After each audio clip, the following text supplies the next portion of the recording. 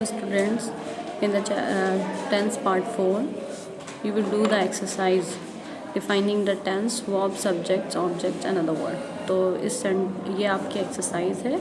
इसमें आपको find out करना है कि कौन सा टेंस है, कौन सा वर्ब है, कौन सी वर्ब है, कौन सा सब्जेक्ट है, कौन सा ऑब्जेक्ट है और अदर वर्ड। तो हम ये सेंटेंस आपके सामने है और हम इसे पढ़ाएंगे। अब देखिए, जैसे है पहला सेंटेंस, जहरा 2 बजे से किताब पढ़ रही थी। ठीक है, ये सेंटेंस है, जहरा 2 बजे से किताब पढ़ रही थी। तो इसमें फाइंड आउट करना है। पहले तो पढ़ रही थी से समझेंगे कौन सा टेंस है। तो पास्ट कॉन्टिन्यूअस है टेंस। तो हम टेंस में इस सेंटेंस को लिखने के बाद नीचे ये सारी हेडिंग्स लिख लेंगे और हम फिर अब लिखेंगे टेंस। तो टेंस में क्या है, पास्ट कॉन्टिन्यूअस है। देन वर्ब द एक्शन क्या हो रहा है, पढ़ने का एक्शन हो रहा है। तो हम इसे करेंगे पढ़ रही थी, वर्ब में लिखेंगे पढ़ना।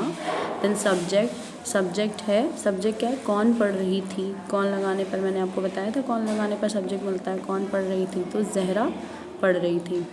फिर है ऑब्जेक्ट की पहचान होती है क्या पढ़ रही थी, किताब पढ़ रही थी। तो ये ऑब्जेक्ट हो गया। फिर उसके बाद फाइंड आउट करेंगे अदर वर्ड। तो अदर वर्ड के लिए जो बचा हुआ होता है लास्ट में, जो रिमेनिंग पार्ट होता है सेंटेंस का, वो अदर वर्ड होता है। या तो कहाँ, कब, कैसे, क्यों। तो कब पढ़ रही थी, 2 बजे से, 2 बजे पढ़ रही थी। तो ये क्या हो गया, ये अदर वर्ड हो गया। तो इस तरह आपको अलग अलग फाइंड आउट करके इस सेंटेंस में, इस एक्सरसाइज में आपको ट्रांसलेट नहीं करना है, केवल बताना है कि कौन सी चीज़ क्या है। नेक्स्ट सेंटेंस है, हम लोग स्कूल में अपना पाठ याद करेंगे। तो अब हम ये देखेंगे इसमें टेंस लास्ट समझते हैं कौन सा टेंस है, करेंगे, और इसके साथ और कुछ भी नहीं है। इट मीन्स ये फ्यूचर इंडेफिनिट है। अब है वर्ब क्या है, जो एक्शन हो रहा है वो वर्ब है। तो एक्शन क्या हो रहा है, याद करने का काम हो रहा है। तो ये क्या है, आपकी वर्ब है, ये आपकी वर्ब है। नेक्स्ट है सब्जेक्ट, कौन याद करेंगे, हम याद करेंगे। तो कौन लगाने पर जो मिलता है आंसर, वो होता है सब्जेक्ट। तो हम हो गया आपका सब्जेक्ट।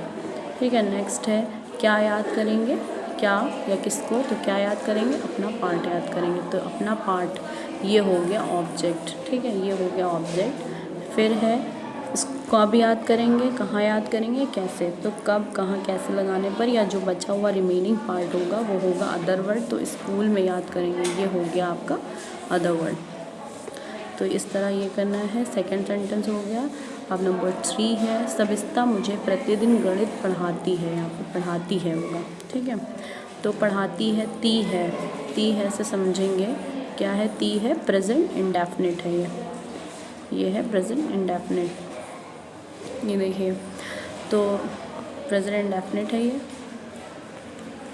अब क्या एक्शन हो रहा है, पढ़ाने का एक्शन हो रहा है। तो ये हो गया वर्ब। ठीक है, ये वर्ब हो गई। अब क्या है, कौन पढ़ाती है, सबिस्ता, ये हो गया सब्जेक्ट। किसको पढ़ाती है, मुझे, ये हो गया ऑब्जेक्ट। और कब पढ़ाती है, प्रतिदिन, ये हो गया अदर वर्ड। ठीक है, ये अदर वर्ड हो गया। इस तरह आपको फाइंड आउट करना। आप चाहे तो ऐसे ही सेंटेंस लिखने के बाद अंडरलाइन करके उसे मार्क कर सकते हैं।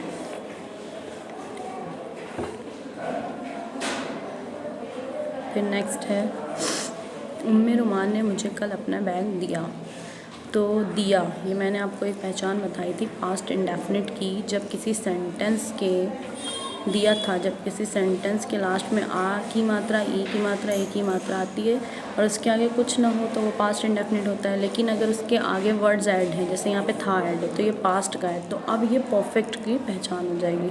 तो ये सेंटेंस क्या बन जाएगा, पास्ट परफेक्ट बन जाएगा। देन नेक्स्ट क्या हमें फाइंड आउट करना है, वर्ब, जो एक्शन हो रहा है। तो एक्शन क्या हो रहा है, दिया, यानी देने का एक्शन हो रहा है। तो ये हो गई वर्ब।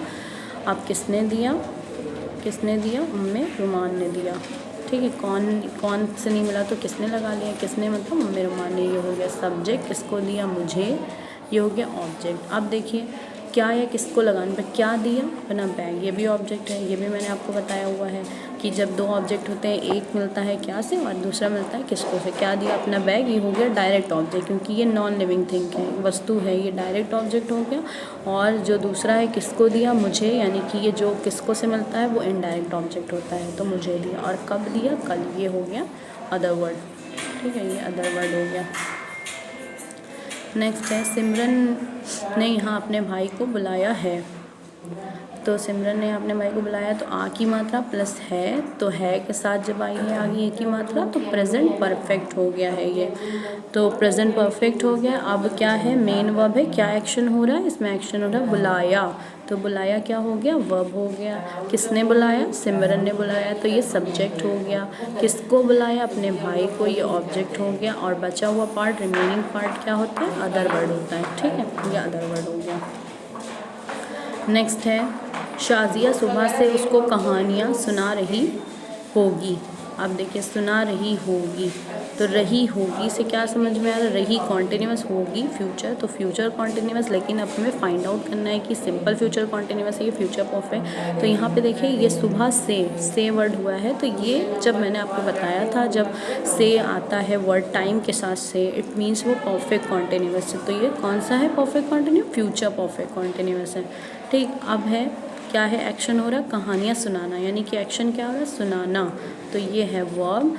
देन उसके बाद क्या है, कौन सुना रही होगी, शाजिया, ये है सब्जेक्ट, किसको, उसको, ये है ऑब्जेक्ट, क्या, ये है कहानियाँ। तो डबल ऑब्जेक्ट है, एक कहानियाँ क्या है, डायरेक्ट है, और उसको क्या है, इनडायरेक्ट ऑब्जेक्ट है। और कब से, सुबह से अदर वर्ड है, तो से के लिए सिंस और फॉर का यूज़ करते हैं। तो आपको ये एक्सरसाइज इस तरीके से करनी है, पूरी एक्सरसाइज।